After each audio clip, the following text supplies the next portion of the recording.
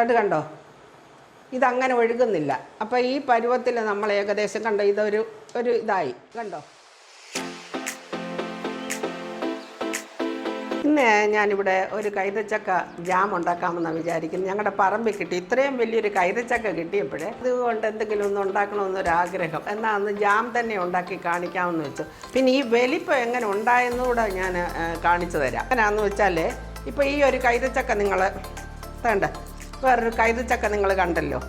ഈ കൈതച്ചക്ക ഒരു പരുവമാകുമ്പം, അതായത് പഴുക്കരുത്, ഏകദേശം കുറേ ചെറുതായി അത് ഇച്ചിരി ഇടത്തടി വലിപ്പമാകുമ്പം നമ്മളെന്തോ ചെയ്യണമെന്നറിയാമോ? നമ്മളെ ചെന്നിട്ട് ഇതിങ്ങനെ സെൻറ്ററിൽ നിന്ന് പറിച്ച് കളയണം. ഓരോന്ന് ഇങ്ങനെ സെൻറ്ററിൽ നിന്ന് ഇതുപോലെ പറിച്ച്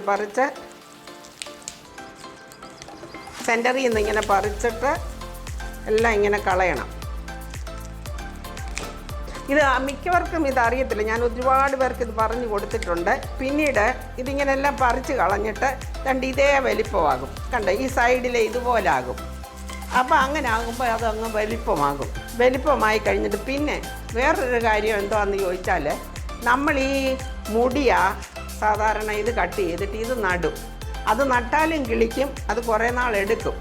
പക്ഷേ ഈ കൈതച്ചക്ക അങ്ങോട്ട് നമ്മൾ ഒരു കൈതച്ചക്ക പറിച്ച് കഴിയുമ്പോൾ ഈ കൈതയ്ക്കകത്ത് തന്നെ ചെറിയ വിത്ത് കാണും. അത് നമ്മൾ ശ്രദ്ധിച്ചാൽ വേരുള്ള വിത്ത് കാണും.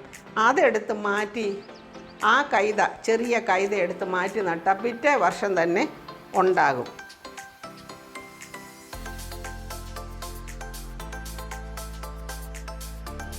ഇനി കൈതച്ചക്ക ജാം ഉണ്ടാക്കണ്ടേ? കൈതച്ചക്ക ജാം ഉണ്ടാക്കുന്നതിന് പല കാര്യങ്ങൾ ശ്രദ്ധിക്കേണ്ടതുണ്ട്. പാത്രം, നമ്മൾ എടുക്കുന്ന വെസൽ ഒന്നുകിൽ അലൂമിനിയം വെസൽ, അല്ലെങ്കിൽ ഇത് നോൾട്ടയുടെയൊക്കെ വലിയ പാത്രമുണ്ട്, നോൺ സ്റ്റിക്കുണ്ട്, വലിയ പാത്രമായിരിക്കണം. അത് നമ്മൾ എടുക്കുന്ന പാത്രം വിസ്താരമുണ്ടാകും. അപ്പോൾ തിളയ്ക്കുമ്പോൾ അതിങ്ങനെ എയർ ബബിൾസ് വന്നിട്ട് അത് പെട്ടെന്ന് ശരിയാകാൻ വേണ്ടിയിട്ട് നമ്മൾ എടുക്കുന്ന വെസൽ ശ്രദ്ധിക്കണം.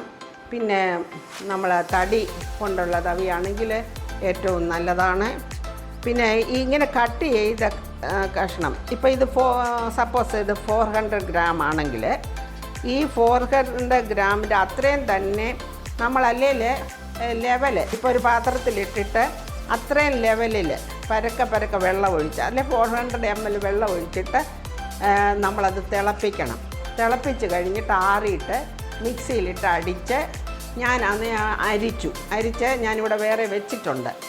അപ്പോൾ അങ്ങനെ ഇത് പരക്കെ വെള്ളം എത്രയും ഗ്രാമാണെന്ന് നോക്കണം. ഇപ്പോൾ 400 ഗ്രാം ആണെങ്കിൽ അത്രയും തന്നെ നമ്മൾ വെള്ളം പരക്കെ ഒഴിച്ച് തിളപ്പിച്ച് മിക്സിയിലിട്ട് അടിച്ച് നമ്മൾ അരിക്കണം. ഇതിപ്പോൾ ഞാൻ 2 കപ്പ് പൾപ്പ്, ഞാൻ പറഞ്ഞില്ലേ ആ കൈതച്ചക്ക പരക്കെ വെള്ളം ഒഴിച്ചിട്ട് വേവിച്ച് അടിച്ചതാണ്. ഞാൻ എല്ലാം അരിച്ച് ഇങ്ങനെ അടുപ്പേ വെക്കുക. അടുപ്പേ വെച്ചിട്ട് അത് ഞാനൊരു ഈ കപ്പിന് 2 കപ്പ് പൾപ്പ്. എന്നിട്ട് ഇതിങ്ങനെ ഒന്ന് തിളച്ച് ഒരു 10-15 മിനിറ്റ് കഴിഞ്ഞിട്ട്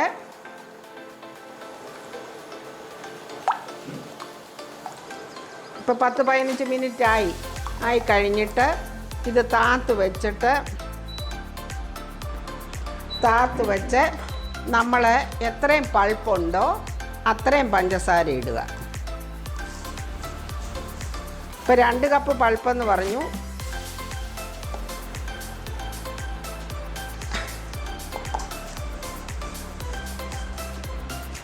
രണ്ട് കപ്പ് പഞ്ചസാര ഇട്ടു.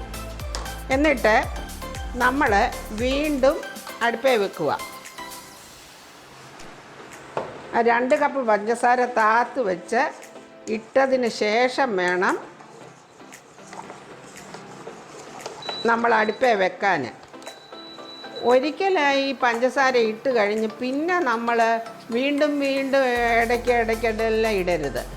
പഞ്ചസാര ആദ്യമേ ചേർത്ത് നമ്മൾ വെക്കണം.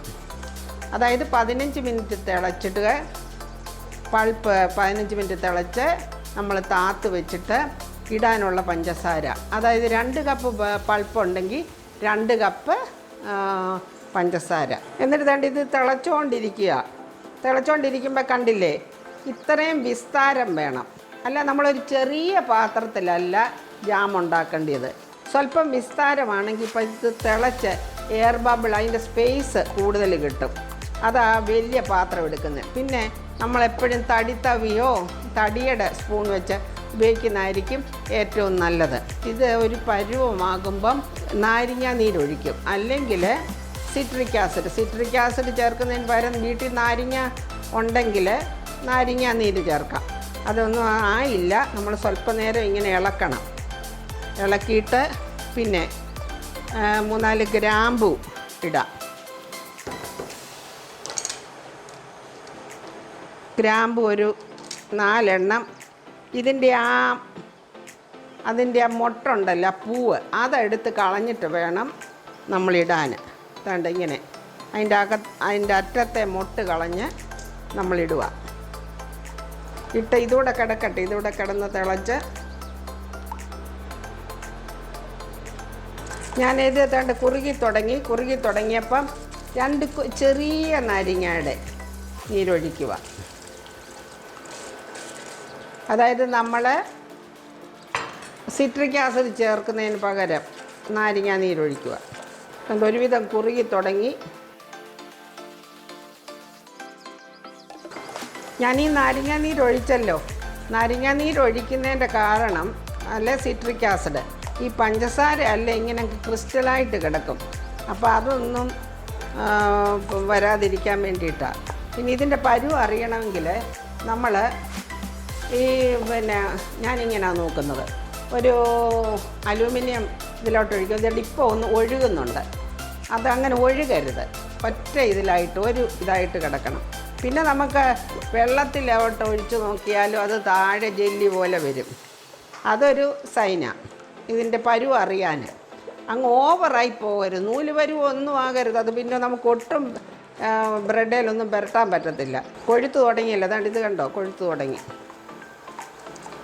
ഇത് പിന്നെ നമ്മൾ ചൂടോടെ തന്നെയാണ് കുപ്പിക്കകത്ത് ഒഴിക്കേണ്ടത്. പക്ഷേ പലപ്പോഴും ഞാൻ കണ്ടിട്ടുണ്ട് ജാമിൻ്റെ നോക്കുമ്പോൾ തണുത്തിട്ട് എല്ലാം ഒഴിക്കുന്നത്. തണുത്തിട്ടല്ല, അത് കാരണം ചൂടോടെ തന്നെ കുറച്ച് ആ കുപ്പിക്കകത്തിരുന്ന് സെറ്റാകും. അത് കണ്ടോ, ഇതങ്ങനെ ഒഴുകുന്നില്ല. അപ്പോൾ ഈ പരുവത്തിൽ നമ്മൾ ഏകദേശം കണ്ടോ, ഇതൊരു ഇതായി കണ്ടോ. ഇപ്പം ഞാൻ ഒഴിച്ചത് കണ്ടല്ലോ, അതുകൊണ്ട് ഈ പാകം അതിപ്പോൾ ആ പരുവത്തിൽ നമ്മളത് വാങ്ങണം. ഇനി വാങ്ങണമെങ്കിൽ നമ്മളെന്തോ ചെയ്യണമെന്ന് വെച്ചാൽ ഈ കുപ്പിക്കകത്തോട്ട് ഈ ഒരു സ്പൂൺ എടുത്ത് വെച്ചിട്ട് പലകപ്പുറത്ത് വെച്ചിട്ട് നമ്മൾ ഒഴിക്കണം.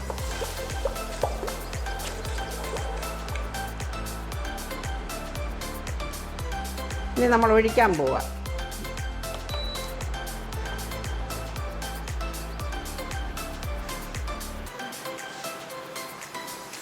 പലകപ്പുറത്ത് ഒഴിക്കുമ്പോഴേ ഇത് പൊട്ടുന്ന പ്രശ്നമേ ഇല്ല. പേടിക്കണ്ട, കുപ്പി പൊട്ടത്തില്ല. നിങ്ങൾക്ക് ധൈര്യമായിട്ടൊഴിക്കാം, ധൈര്യമായിട്ട്. ഇനി ഇങ്ങനെ ചൂടോടെ ഒഴിക്കുമ്പോഴാണ് ഇതിനകത്തിരുന്ന് തന്നെ ഒരു സെറ്റാകും.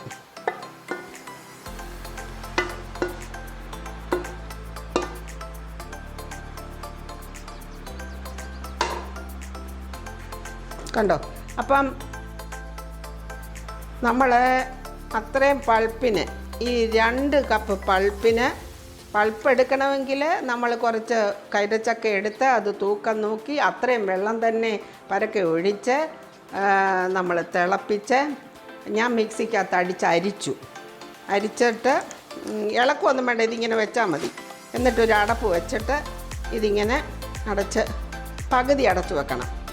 എന്നിട്ട് നമ്മൾ ഈ ബോട്ടിൽ എടുക്കുമ്പോഴുണ്ടല്ലോ, ഇത് എടുക്കുന്ന ബോട്ടിൽ നേരത്തെ തന്നെ ചൂടുവെള്ളത്തിൽ സോപ്പിട്ട് കഴുകി ഉണക്കി അത് നല്ലതായിട്ട് ഉണക്കണം. അങ്ങനെ ഉണക്കിയ കുപ്പിയാണ് ഇത്, ഗ്ലാസ് ബോട്ടിലാണ്. അപ്പോൾ നിങ്ങൾക്ക് പലകപ്പുറത്ത് എടുത്ത് വെച്ച് നിങ്ങളൊരു സ്പൂണോട് ഇടാമെങ്കിൽ ഒട്ടുമേ പേടിക്കണ്ട. എന്നിട്ട് ഇതിനകത്തിരുന്ന് ഇത് സെറ്റായിക്കോളും. അപ്പോൾ ഞാനതിൻ്റെ പരുവം കാണിച്ചല്ലോ, അത് കണ്ടോ. ഇത് ഈ ഒറ്റ ഇതായിട്ട് ഇത് ഒഴുകത്തില്ല. പലപ്പോഴും കണ്ടിട്ടുണ്ട് ജാം അതങ്ങ് ഓവറാകരുത്. Okay, bye. നിങ്ങളുടെ കുഞ്ഞുങ്ങൾക്ക് ഇത് ഉണ്ടാക്കി കൊടുക്കണം. നമ്മുടെ വീട്ടിലുള്ളത് തന്നെ, പ്രിസർവേറ്റീവ് ഒന്നും ചേർത്തിട്ടില്ല. നിങ്ങൾ കണ്ടല്ലോ. Okay, bye.